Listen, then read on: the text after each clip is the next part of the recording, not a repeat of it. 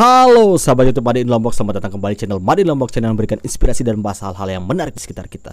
Pada video kali ini saya akan mengajak kalian untuk menyaksikan atau mereaksi langsung sebuah video yang saya temukan 7 tahun yang lalu ya. Saya baru download kemarin dan saya baru menemukan filenya. Di sini membahas tentang budidaya vanili di luar negeri. Cuman ini bahasa Jembrana Bali Indonesia ya teman-teman. Ayo kita sama-sama lihat. Di sini take approx mendapatkan waktu 9 bulan untuk masa panennya setelah masa polinasi. Jadi ingat, kuncinya adalah panen tua ya teman-teman. Jangan pernah panen muda. Dan kalian lihat tidak semua bunga dikawinkan ya.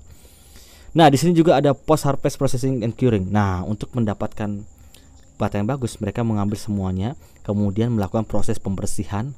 Ini air dingin ya teman-teman, air biasa ya. Kemudian dimasukkan ke dalam wadah. Di sini masih terkena, kalian bisa lihat masih terkena tangan ya. Dan ketika masuk di suhu 70 derajat Celcius ya, itu masuk ke dalam sana, tidak terkena tangan ya teman-teman. Kemudian dimasukkan ke dalam box, styrofoam box, dengan di cover dengan plastik, kemudian didiamkan 36 sampai 48 jam ya teman-teman. Setelah berubah warna dan itu akan mendapatkan aroma. Nah, disinilah proses penting ya sebenarnya teman-teman. Proses fermentasi tadi. Kemudian di sini ada liquid extract cutting proses. Untuk membuat liquid extract teman-teman, mereka memotong-motongnya menjadi bagian kecil ya. Kalian bisa lihat ini mungkin sejenis destilasi ataupun untuk mencampur ya. Saya nggak tahu nama alatnya. Yang jelas ini pabrik besar ya. Extraction process. Oke, kemungkinan besar ini dicampur dengan beberapa mungkin alkohol atau non alkohol ya. Kemudian di bottling line seperti biasa, botolnya disterilisasi dulu dengan menggunakan alkohol. Oke, berarti itu menggunakan alkohol ya. Ekstraksinya tadi menggunakan alkohol. Dan ini mesin otomatis dan mendapatkan, berarti ini sudah menjadi ekstrak vanila ya teman-teman. Itu bungkusnya sepertinya plastik ya. Sangat simpel mereka di luar sana. Kemudian di stiker, dimasukkan ke dus dan oke, ini natural vanilla beans. Oke, yang tadi itu ekstraksi, yang ini natural vanilla beans. Disorting dulu ya teman-teman berdasarkan ukuran. Tapi harus pakai sarung tangan ya, tetap. Kemudian natural bean vanilla sorting berdasarkan ukuran ya teman-teman. Kemudian ditimbang. Nah, kalian bisa lihat tuh mengkilat-mengkilat ya. Itu grade A atau gourmet ya teman-teman yang tadi.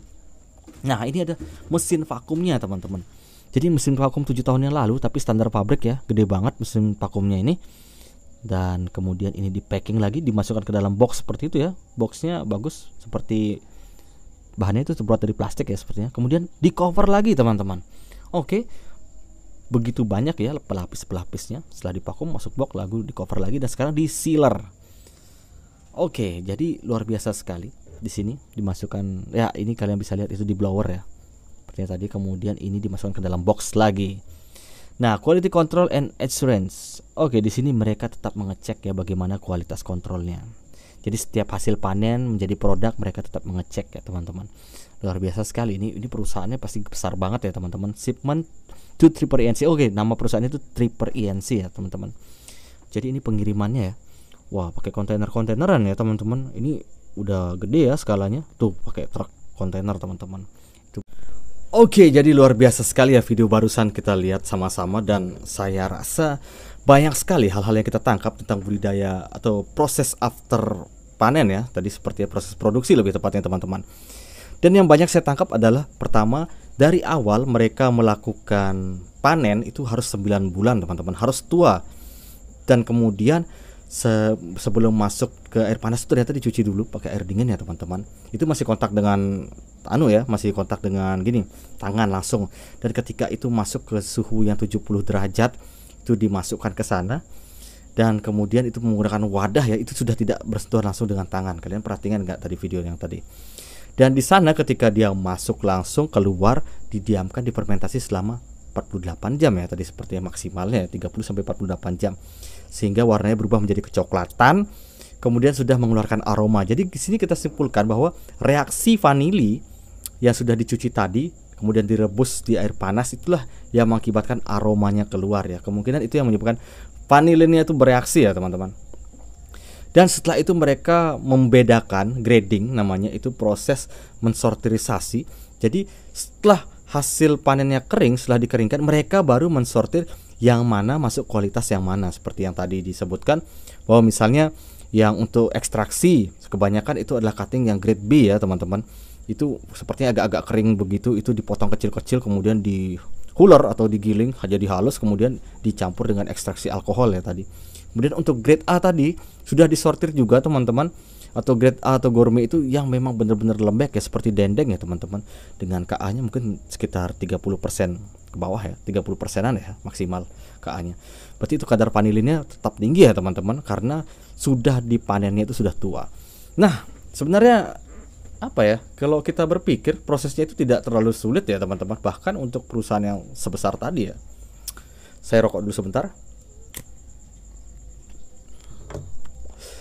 Jadi saya berpikir teman-teman, kenapa kita selalu susah sekali untuk mendapatkan vanili? Artinya petani kita itu sulit sekali untuk mengikuti hal-hal tadi ya. Padahal itu sebenarnya sangat gampang ya teman-teman.